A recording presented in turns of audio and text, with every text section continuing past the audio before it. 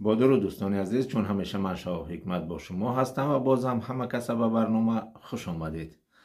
یک ویدیوی رو دیدم، اونجا هم باز بحثی پلو است و یک ازبک با جوان تاجیک اونجا که بحث کردگی هستن در ویدیوها، هر کس در کانال خودش اما با ادرسی همدیگر. و ازبک اونجا میگوید که تاجیک را که مثل غلامی احساسی آزادی کرده، همین چیز را میگوید و بعد این جوان تاجیک برایش مثال ها از کتاب ها میارد و این را اول ببینیم. Записал мне видео, а кому плов принадлежит, мы уже все прекрасно знаем. Правильно, знаем.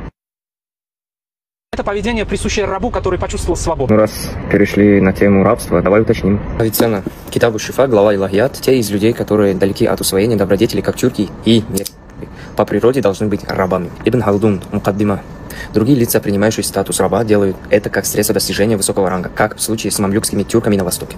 Аль-Табари. История пророков и царей. Яфет породил тюрок, славян, Гога и Магогов, в которых нет ничего хорошего. Китайские хроники династии Тан. Тюрки составляли крупнейшую группу военнопленных, превращенных в рабов во время династии Тан. Себеос. История. Персы захватывали тюрок в плен и обращали их в рабство. Ибн Бутлан. Трактат о рабах. Кто желает раба для войны, должен взять тюрка. Саид аль-Андалуси. Тюрки не занимались наукой, что отражает их подчиненное положение в культурном плане. Аль-Бируни, Китаб ат-Тафхим. Внутри 7-го региона нет поселения, а запах людей на восточных границах и лесов дикий, в том числе и тюрков. По-братски объясните этому квадроберу, что все блюда, в котором есть лук, рис и мясо, это не плов. Они не кушали мясо, максимум могли добавить куриное мясо, но плов с куриным мясом максимум может считаться пловом в Таджикистане. Как так вы не умеете готовить плов? Как так вы не умеете готовить плов? Весь Таджикистан, в том числе, он хочет присвоить это блюдо, но он настолько сбит с толку, что уже начал присваивать это блюдо Индии. Нет, он сам сначала сказал версию, я его доказал, сказал, что версия верна, но он, не знаю, я его не... Объясните ему, наконец, что аист детей не приносит. Расскажите ему, кто его предки, пацан не разобрался. Объясните. Что объяснять? То есть, ты на полном серьезе хочешь сказать, что персы — это таджики? Что, дебил? Человек на полном серьезе говорит, объясните мне, кто мои предки. Слава Богу, что вы там не нашли шерсть собаки, которая похожа на маму. Опять старается казаться умным. Пацан пошутил, давайте посмеемся, очень классная шутка. Просто похлопаю. Это разве аргумент нормального здорового человека? Это разве аргумент нормального здорового человека? Я хоть предъявил несколько фактов исторических, а ты что? Воздух? Давайте теперь серьезно. Давай. Современные земли Таджикистана не раз переходили из рук в руки и не раз подчинялись разным государствам и ханствам, в том числе и Бухарскому Эмирату. Вау, серьезно? Прошу понять и принять то, что современные земли Таджикистана принадлежали Бухарскому Эмирату. Ну если так, современные земли Узбекистана были частью Сасанидской империи, Арабского халифата, Саманидской империи, Тахиридской империи, Ахеменидской империи, Древней Бактрии, Древней Сагдианы, Массагетских земель, Хорезмийских земель, Кушанского царства. То есть мы забываем 6000 лет, которое прошло, и только припоминаем 20 и 19 век. А что назад не можешь идти? Нет туда нигде упоминания про вас. А Бухарский Эмират на сегодняшний день – это город современного Узбекистана. Город современного Узбекистана. Ебать, я в шоке, нахуй. Так что прошу принять истину. خب چه خیلی که دیدید اون تاجیک از کتاب ها مثال می آورد که در کدام کتاب چی گفته شده است. یگان 5 یا 6 کتاب رو مثال آورد و ازبک یگان مثال نمی آورد، از خودش می بافد، طعنه کردنشو در اول. و اینجا یکی از اون دانشمندان مردم ترکتبا را با یعجوج و معجوج برابر کردگی است و اینها حقیقت دارند. من همینش را برای فهمیدن مثال اگر از چت جی پی تی مستقیم پرسی، گویی که آنها غلام بودند یا که آنها را با یعجوج و معجوج برابر کردند، این چیزها را نمیگوید. اما موضوع را از دیگر طرف اگر سر کردی، آهسته آهسته خودش مثال ها آوردن میگیرد. من هم درباره یعجوج و معجوج پرسیدم و بعد خودش همینجا آورد که مردم خزر و مغول، خزر همین ترکتبارها هم هستند، یک قبیله باز ترک است، اینها را با همون یعجوج و معجوج برابر میکردند و نسبت میدادند از روی کارهایی که وحشیگری هایی که میکردند. اینجا تفسیرهای تاریخی در عصرهای میانه. خب اینجا زیاد است اما همه این رو من نمیخوانم.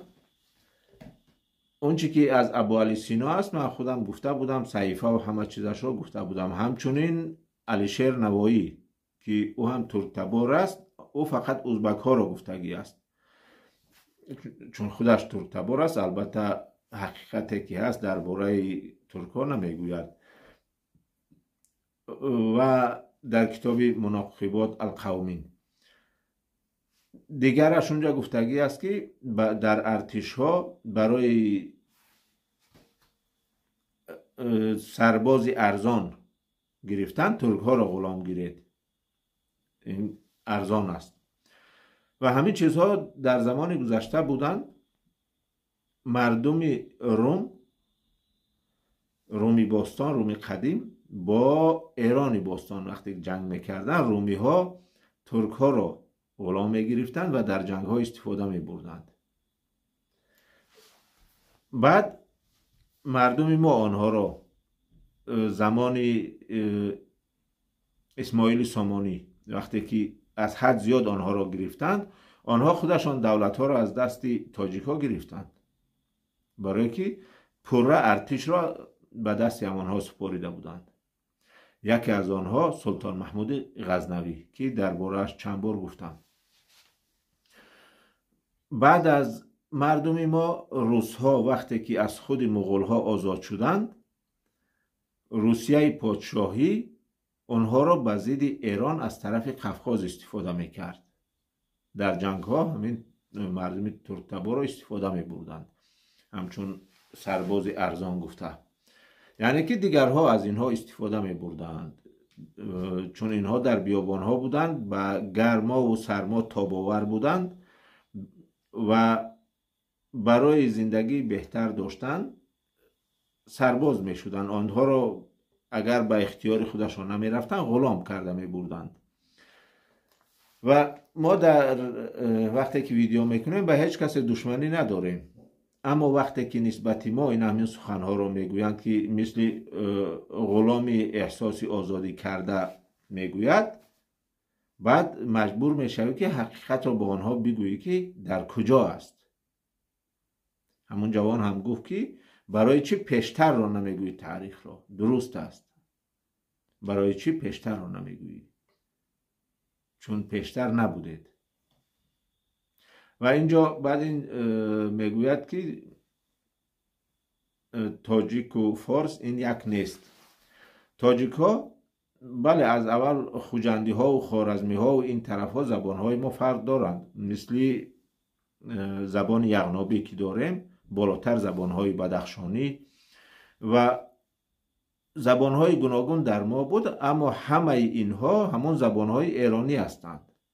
و زبان فارسی من چند دانشمند را گوش کردم از طرف ما به ایران امروزه می رود، نه اینکه از اون طرف به ما بیاید. برای همین مردم ما را فارس هم میگویند، به خاطر که پیش سرزمین ایرانی که امروز هست فارس نام داشت، برای آن نه، برای زبان پارسی شده که زبان از طرف ما رفتگی است و این را همه قبول دارند. دانشمندها این چیزها را میگویند. و حافظ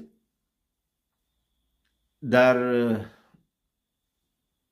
یک شعرش میگوید که یارب این نودولتان را بر خر خودشان نشان، که این همه ناز از غلام ترک و استر میکنند. ترک را آورده با استر. استر این یک نمود چارپایی هست به مثل خر و اسب و گرخر و همین ها.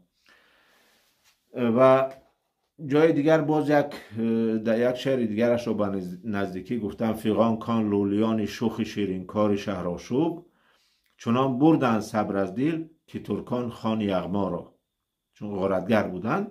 در شعرهای دانشمندان ما این چیزها زیاد هستند. خب از رودکی را نمیگویم که درباره خانم های ترک در شهرهای بخارا و سمرقند چی گفته است. اون را میتوانید همون شعری که نامش را شکایت از پیری کردند، شکل پرش در اینترنت هست با خط کریلی. کسی خط فارسی رو اگر خوانده نتواند با کیریلی است، میتواند اون رو بخوانید. و ما نسبت هیچ کس البته که دشمنی نداریم، بدگویی نمیکنیم و اون چی که حقیقت است وقتی که به ما بد میگویند، تهمت میکنند، دزدی میکنند و باز کسانی پیدا میشوند که ما هممون مسلمانیم. خیلی مسلمان که باشی بگو که دزدی نکنند. دزدی در اسلام این خوب نیست. برادر کی باشی اگر خودشان را بالا نگویند، چون آنها را دانشمندها در کتابها نوشتند که کی هستند. حتی یک حدیثی هست از پیامبر همون را کج کردند. جای ترک آنها ترک استفاده کردند که گویا که درباره آنها چیزی گفته باشد. این ما یگان چیزی را کج نمیکنیم، دروغ نمیگوییم، آنگونه که در کتاب ها هست همونها را میگوییم. و باز هم نسبت یگان کس باید بدگویی نکنیم، به یگان کس دشمنی نداریم. هر کی با ما دشمنی میکند حوالش به خدا، اما ما با کسی دشمنی نداریم. هر چیزی که گفتنی شویم با دلیل میگوییم. خب تومای پسند را زیر کنید یا که لایک مونید، اما اندیشه هایتان را ننویسید. برای چی؟ برای که من همون جای نوشتن را محکم میکنم، میبندم در یوتیوب که نوشتن نتواند هیچ کس. برای اینجا چند کس در میگیرد، دشنام دادنی میشود. برای همین این کار را نکنند، چون حقیقت را که شنوند نمیخواهند. همون حضرت حافظ گفتگی است که دیو بگریزد از آن قوم که قرآن خوانند. همون وقتی که حقیقت را شنوند این دیوها هم همون کار را میکنند. تا نوار آینده خداوند یار مددگارتان باشد.